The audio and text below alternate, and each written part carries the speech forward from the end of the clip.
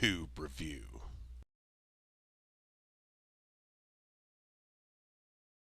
What's going on, Tube Nation? Tony Tubes coming back at you. And today I'm going to do something kind of fun really quick. I do Completely Unoriginal. It's a podcast out of DakotaBroadcasting.com.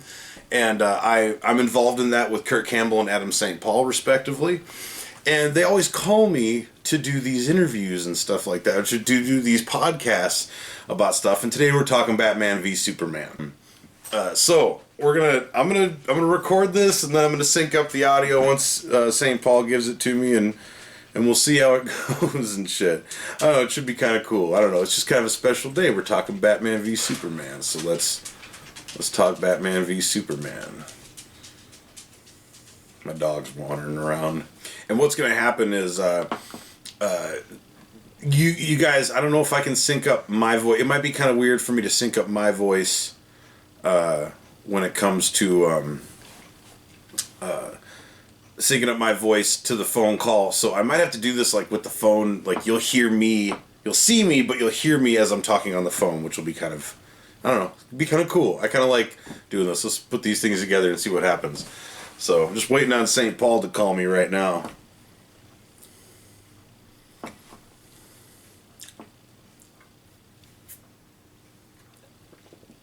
Get my juice box.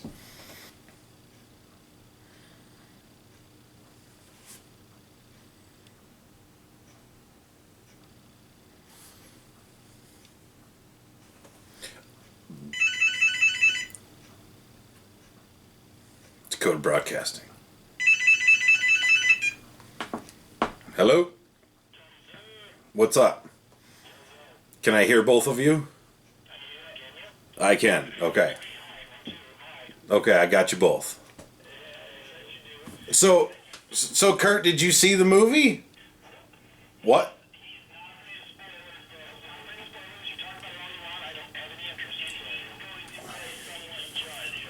Oh, okay.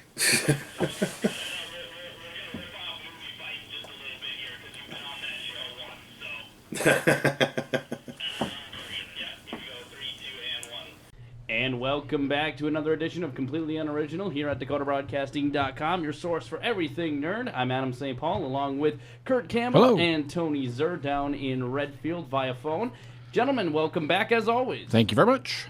What's up? Not too much. I think we're going to jump right into it because we only have 20 minutes, and I don't know if that's going to be enough time. Around 20 minutes or so. It's about the time. Fisticuffs, I tell you. I don't know if we're going to have enough time to actually get to everything that I want to really, tear into Tony Zer about when it comes to Batman v Superman: Dawn of Justice. All right, well, let's get into it. So, Was it Batman versus Super Dude? Isn't that what you called it, Tony? Yep, Batman versus Super Dude. couple of house cleaning things before we get into this. One, this is going to be a completely spoiler-filled review. Yeah, if you don't want to know about what happens in the movie, although you probably already do from the movie trailer, don't listen because we're not keeping anything back. Kurt Campbell will act as a judge and maybe a little bit of a moderator as well, as he has not seen the film, but he does not care. Don't care. And Tony will be arguing from a place of it wasn't that bad, I think, and I'm actually also arguing from, I'm making it sound like it's this epic battle, but I think we'll be maybe a little bit more in agreement than I make it out to be. Tony has been on a show called Movie Fights on the Screen Junkies YouTube page. This is going to be our version of that, basically. It's a knockoff. We're not, Well, not that's why afraid we're to admit completely it. unoriginal. That's right. It's in the name of the show, for crying out loud. But yeah, I don't know, you guys. This is a who thought it was more meh than the other kind of thing. So it'll be interesting. So I guess we'll get right into it. Tony, what were your thoughts on the movie? I think it's a good catalyst for movies to come. The short and curlies of it is, it's a good catalyst for movies to come. And if you know stuff about the history of some of these characters and some of the villains that they want to bring into the universe, a lot of the convoluted mess that people talk about in it, it's spelled out if you actually know what you're watching. And also, I have people have been talking about how it's Superman and he's so he's so this and he's so that, and I'm going to fight for our Superman these days. So. Okay, first off, real quick, what villains are you talking about? Have they announced that they're bringing into this universe? I think I know what you're going to get at, but I'm not sure. Well, they didn't announce anything. It was just all these little hidden things. I think Darkseid's coming. Okay, did you get that from the one of the several dream sequences in this movie? Exactly. That's okay. Yeah, and so you have him crawling out of the bunker, and it's like Mad Max apocalyptic times and shit like that. You see, at least what I thought I saw was Darkseid's little Omega symbol scorched into the earth. People that pointed that out, I know what you're getting at. I was just making sure. Because I was going to say, I have not heard anything in regards to future movies, the Justice League and everything. I mean, they're happening, but when it comes to announcing villains and characters and everything like that. All right, I'm going to start off first with the very beginning of the movie. There is no narrative thrust, as it were. I'm going to steal Jay Bauman's line from Red Letter Media. There's just, it is just a collection of scenes to begin the movie. Would you agree with that, Tony, or do you disagree? Well, it goes from place to place like an episode of Game of Thrones, and there are no establishing shots. You have no idea where you are half the time. And this is this is just like to begin. Well, I don't know. I think first of all, I loved the way the Waynes died. I mean, I know that everybody's. You can thank Frank Miller for that. They're like, do we need another backstory on Batman? Yes, for some people you do. And I loved the way that the Waynes died because just cinematically the way it was shot was awesome. But also, his parents didn't go down like dogs, man. They both went down fighting. They both went down trying to get that gun away from that dude, and that's why they both got shot. They didn't go down like little biznitches. They were fighting and shit like that, and that's hell yeah, man. I want to see the comedian fight in a Zack Snyder movie. Damn it! It is. Yeah, it's the comedian. What's his name? He's playing Negan in The Walking Dead. He's a Canadian actor. Yeah, his name's either way, escaping me. He has a very small cameo as Thomas Wayne, and isn't it Maggie from Walking Dead playing Martha Wayne? I think you're right about that. Lauren Cohan? Yeah, I think so. Yeah. I mean, they have no speaking roles. And I love her. It's just gorgeous. it's just in a beginning flashback, one of the many flashbacks in this film. It seems kind of retcon the whole Wayne, the whole Wayne backstory. I mean, his parents were not tough people. They were wealthy society types. Tony is making it sound a lot. I mean, it's slow motion. It's just to. It's like under credits. It's not okay. It is not a very large part of the film. All right. But honestly, if you think about it, without that very, very large part of the film, then when Batman's beating the frickin' snot out of Superman and he's about ready to take his frickin' head off, and then he says they're gonna kill Martha. Like, dude, that was like a pinnacle moment in the movie. You had to have that. Yes, Batman does not kill Superman because their mothers share the same name. If anything, that is convenient. That is not a good reason not to kill, especially if you've been preparing your entire months, you're getting back into shape, you're breaking into LexCorp to steal kryptonite, which we didn't see. You're going through all this trouble, and you're not going to kill someone who you say, in a quote in the movie, or Batman says, a quote in the movie, if there is even 1% chance he is our villain, we have to take that as the utmost scrutiny, security, all that kind of stuff. You're not going to kill him because he has the same first name. Your mothers share the same first name. It's garbage. I thought Batman just didn't kill, period. Well, I was going to get to that, too. He is Murder Man in this movie. He kills without... Tony. He kills without abandonment in this. Doesn't matter. He's Murder Man. Everybody killed somebody in this movie, man. Exactly. So how are you gonna go back on that if you stick in this universe now?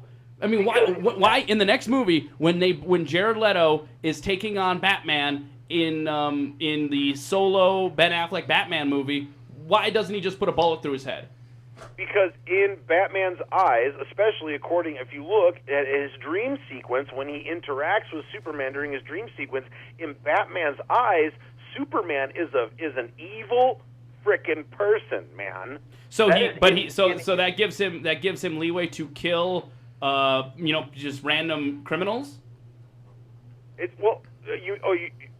Batman? Yeah, he kills people when he's trying to steal the kryptonite the first time, and I'm guessing he killed people that we didn't see, probably 20 people off screen when he breaks into LexCorp. Let's not worry about who Batman killed in the frickin' movie. Okay, let's not worry about that. No, but Tony, let's talk about the one thing that we need to talk about here, and that's the question that you pose as to saying that you think it's garbage that him uttering the word Martha wouldn't spark something in Batman's head, because now he sees this is not some cold alien from outer space that's here to maybe just destroy the planet if he wants. This is a person. This is a human being. Not really, but this guy has. Maybe I'm going about this the wrong way. You know, I honestly think that when he said that, I mean, come on, dude.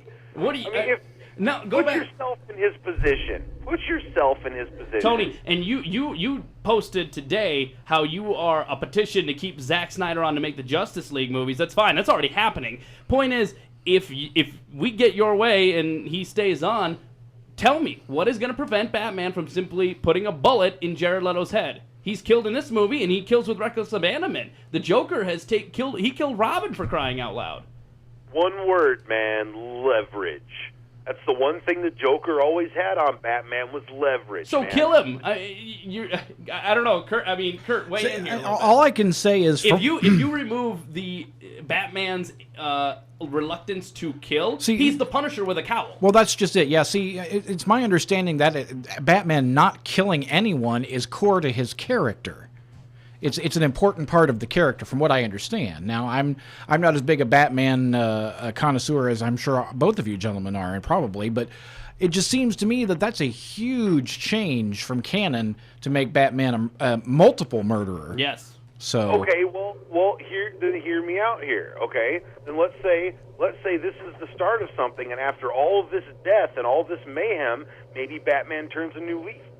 See, now, I would accept that if they would have set it up a little bit better, because that's the thing. This movie doesn't set up anything. If Alfred would have said, you know, you are getting too dark, Bruce, the Superman is driving you crazy, you need to back it off, and he doesn't realize what he's doing, there's no setup like that. There's no narrative to that at all. It's just Batman going out in the action and everything like that. If Batman had said, "I'll never kill again," then, you know, I'd have been okay. He does. There's no mention, and Superman kills in this movie indiscriminately at the beginning. That's nothing new. He did that in Man of Steel accidentally. Exactly. Apparently, he turns a what's it called, an African warlord into soup, basically, by bringing him through. You don't actually see it, but no. I mean, he hits him through a brick wall with him, like, with his super speed. So ouch! He doesn't have any bones left, basically. When that's that's why I wanted. That's one of the other things I wanted to talk about was.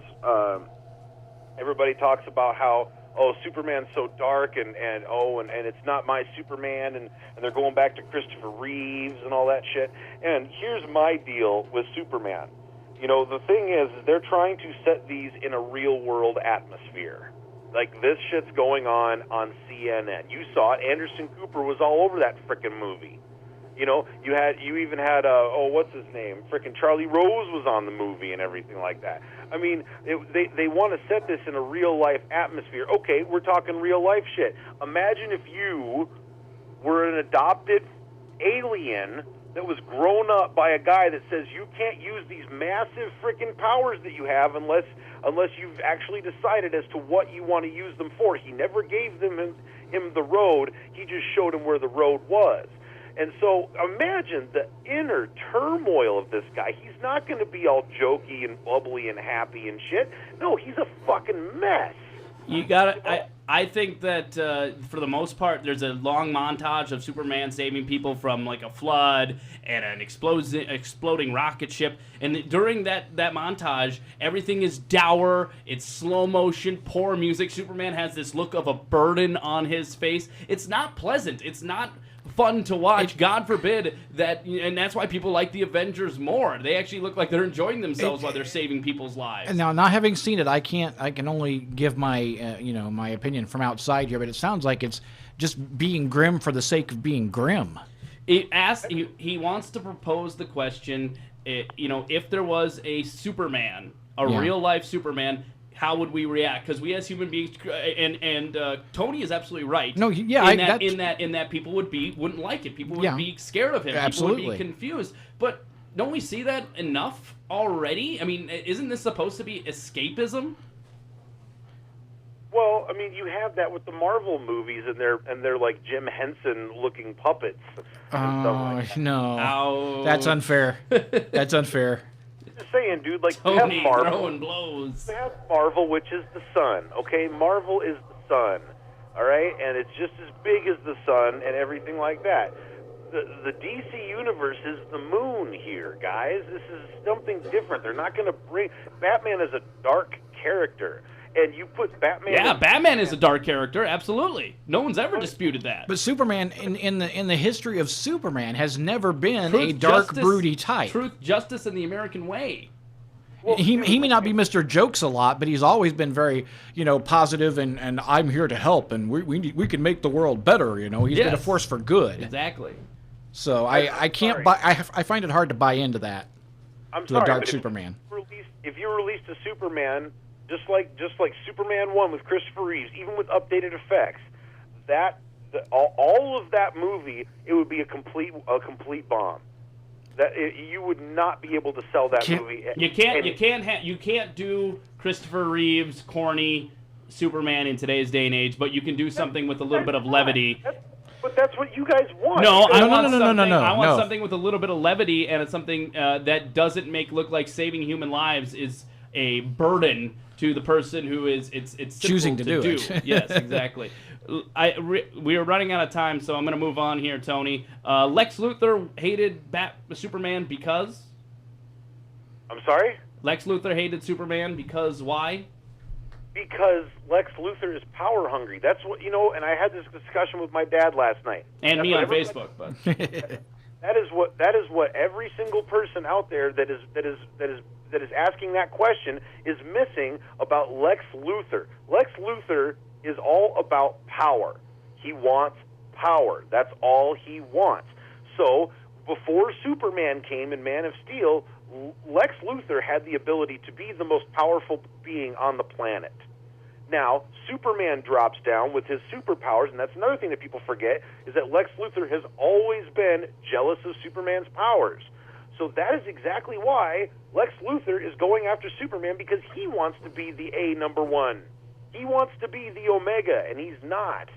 Or the Alpha, sorry. You're reading into a lot of these things, because he never overtly says that he hates Superman, he hates his powers. I understand that you can't just go out there, I hate Superman, that's why I'm doing this. He has these long diatribes about God and their relation. If anything, he hates God. The idea of God, and Superman is the closest thing to that. And fine, whatever, but you say that he's used to being the most powerful being on the planet. The hackney job of writing in the Justice League in this movie proves that he knows he's not the most powerful being on the planet, and he hasn't gone after Aquaman, the Flash, Wonder Woman, or that terrible Cyborg, but or anyone that they've gone after. And now he decides to go after Superman, and once again, in the most hackneyed, convoluted way he possibly could. He ends up kidnapping Martha Kent in order to force Superman to fight Batman. So and then he says, if man won't kill God, the devil will do it, and he releases Doomsday. He intended for Batman to kill Superman. Why doesn't he just give him the kryptonite then? Why doesn't he just give... And how did he know that Batman was getting ready and building up for this fight when they're not working together? It's a complete mess. Well, dude, you have to admit, the ultimate goal is to defeat Superman. Mm-hmm. Lex Luthor can't do that. So what is his first level of strategy? Is sick Superman on Batman. Get rid of two birds at once, man. Get rid of them both at once. And then when it all goes to hell, he's okay. God, I'm getting all flustered here and stuff. That's fine.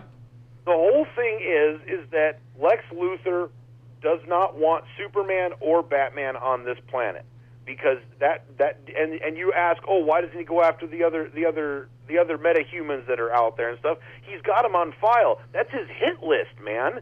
he's going to go after them as soon as he eliminates the biggest threat on the planet to him and to everybody and to all of his interests and everything. I'm not reading too much into it. You just have to think. You just have to look back at the character of Lex Luthor and know that, first of all, he's egotistical. Second of all, he's power hungry, and third of all, he's jealous of Superman's powers. That's always been Lex. If you had a trading card of Lex Luthor, those are the three things that'll be on the back. See, you said you need to show Batman's parents die at the beginning because some people don't know about it. I think a lot less people know that Lex Luthor's motivations from the comics and cartoons and whatnot than they do about Batman's origins of losing his parents. You need to show that. You need to do a better job displaying why it is that Lex Luthor is A, jealous of him, and B, how power hungry he is, because Jesse Eisenberg did not do a good job as Lex Luthor. He tries to come off as, I think, psychotic OCD, and it's laughable. At the end of the movie, Tony, when he's in the jail cell and he's going ding dong, ding dong, ding dong, that's supposed to be scary. That's supposed to be menacing. I was laughing, and I challenge you to say that you weren't. Oh no, don't. Okay, we want to talk about how Jesse Eisenberg played the character. That's a completely different. Okay, that's fine. That's fair. I'm going to go back to this. You're saying, oh, they didn't put anything in there as to how power hungry he was.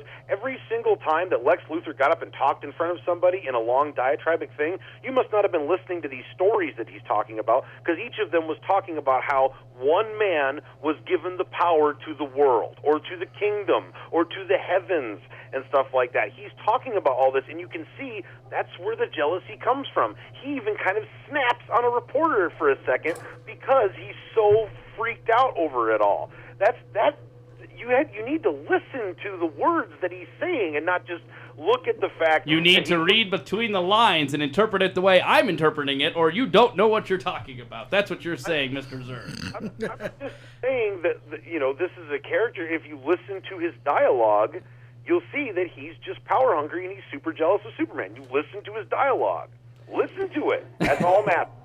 It sounds like a little bit, again, not having seen it, but it sounds like sloppy storytelling and script and a screenplay writing. If they're not able to, narrow it down to specifics for people. In a movie, it doesn't matter how much the world that a movie is coming from in a comic book or other show type of way. You have to explain it in the movie. Or the movie doesn't make sense to the person who doesn't know that backstory. And I don't understand Lex Luthor's plan, like I said. And now, see, you claim he can control. I mean, online you said that you claim he can control Doomsday, but Doomsday is uncontrollable in the comics, and this is me reading between the lines here. And also, after he kills. If he succeeded and killed Superman like he was planning, and Batman and Wonder Woman, whoever, what was he going to do with him after that? Destroy the entire world? Then Lex Luthor has a scorched earth to rule over? I was wrong. I'll put that out there right now. Okay. When it comes to Doomsday, I rethought about it and everything like that, and I was like, dude, I honestly think that at that point in time, Lex Luthor lost all of his leverage because Batman comes in and steals the kryptonite from Lex Luthor, and you see the look of just dread on his face when he sees that empty box, and then all of a sudden he's going to the ship and he's lost it at this point. He doesn't know where to go, so he's just going to do the next best thing. He's going to unleash hell on Earth. See, now that's a much better reasoned plan, or your idea. I think better than saying that he can control Doomsday as to what he wants to do. Yeah, I mean, I don't think that he can. I just think that maybe that was when he finally cracked and he said, "Fine, if I can't rule this world and I don't have any more leverage and I'm basically fucked right now, then what am I going to do? Everybody's going to die." Mm-hmm. And that I accept a little bit more. What did you? We're running a little long here, Tony. But what did you think about the way that the writers chose to introduce the Justice League characters? And for Kurt, just to let you know, Batman hacks LexCorp's mainframe or main computer, and finds that there are literally files on these metahumans, as they're called. Yeah. And Wonder Woman he emails Wonder Woman a picture of her in Belgium. She looks exactly the same back in World War I. And then next to Chris Pine too. Next to Chris Pine, yes, because he's going to be in the Wonder Woman movie. Yeah. But next thing you know, in the email, there's literally icons that has a lightning bolt and a cyborg look and Aquaman, and she double clicks on all of them, and they just have these quick little cameos. I thought it was the most shoehorned thing ever. It was like in the Amazing Spider-Man 2 when he's walking through the room and there's Doc Ock's arms and the Vulture's wings and so on and so forth. What were your thoughts? I thought that was really cool. I'm really glad that they did that instead of putting something at the end of the credits or anything like that. I'm really glad that they threw that in there, because that's exactly what Wonder Woman was looking for, was those files so she could get that picture back from him. I mean, so that puts Wonder Woman in the story, first of all, and second of all, I just think it's a cool way to introduce. I mean, who doesn't like watching those weird videos on YouTube of like strange occurrences on security cameras? That little thing with the Flash, that was awesome. And the music for that, everybody's giving Hans Zimmer such a crap time about the music, but in that scene right there, when that happens, the music that kicked in, ooh, I got chills, because I love the Flash. And then Aquaman, I hate undersea stuff. I hate, like, when you see, James Cameron's going down to the Titanic, and hey, look at the Titanic. I think that shit is creepy. And so when you see them going down into that coral reef and everything, that all of a sudden here comes Aquaman out, and he looks at that camera, and then he just stabs it with his trident. That was awesome. And then then you look at the Cyborg thing, and that was cool just because the guy that created Cyborg is the same guy that created the Terminator. Yeah, I know. Yeah, exactly. But all I know is I think James Wan speaks for himself when he says that his movie will be fun and have color, rather than Hack Snyder. And he didn't come out and say it that way, but he did say my Aquaman is going to be fun, it's going to be light, it's going to be things like that. So he's going away from the Hack Snyder version of things. Tony, you probably won this fight. I don't know. I think I did, but we'll let the listeners decide. Kurt, you don't have to weigh in on that if you want. You both made valid points, so I think it's a draw. But in the end, it was a lot of fun, and maybe we'll keep arguing this. But before we go, Kurt, you wanted to give a plug in a new kind of segment. We're doing. Real quick, we're doing a new thing. So Tony, be prepared for this, because next week will probably be your turn. At the end of every show, we're just going to pick one thing that we like, that we think other people should check out. Podcasts, books, movies, anything. Music. It can be new, it can be old, it can be just something you like that you think other people will like and should check out. So mine is for you guys and for everybody, as a matter of fact, the newest video on demand from Riff Tracks of this horrible movie from 1991 called Samurai Cop. Oh, yeah. Have you seen it? I've seen Samurai. Oh, it's bad. Yes. Oh, it's so... Oh, I would be willing to do a show about that. It's so awful. But the riff of it is genius. So, Tony, you got to check that out. And, Adam, you need to check it out, too, online. It's just so good. That's my recommendation for this week.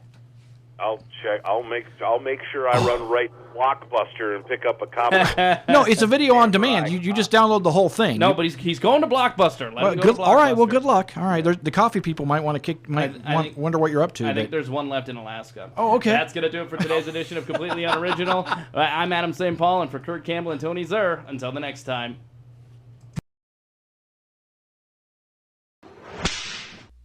Tube Review.